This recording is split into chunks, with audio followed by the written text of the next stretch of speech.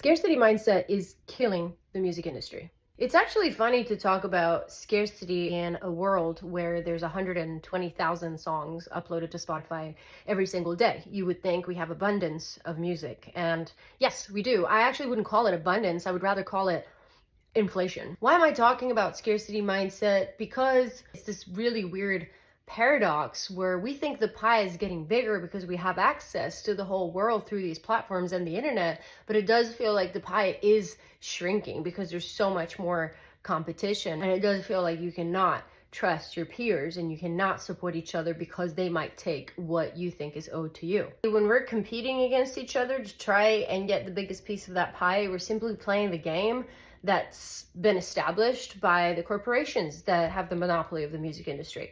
Major record labels and streaming platforms such as Spotify, Apple Music, etc.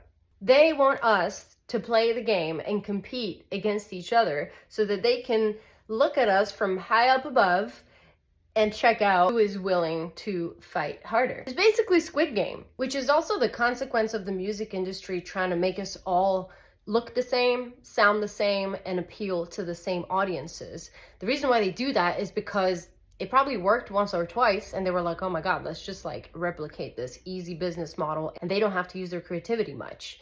Whereas I truly believe that if they left it up to us to decide how we really want to represent ourselves, we wouldn't need to compete with each other. I'm a true believer in abundance mindset, but scarcity when it comes to music. Scarcity equals value in my mind. Music is the most valuable thing that humanity has ever created, in my opinion. And at the moment is heavily inflated, and it's causing this paradox of making us all feel like we're competing for a tiny little piece.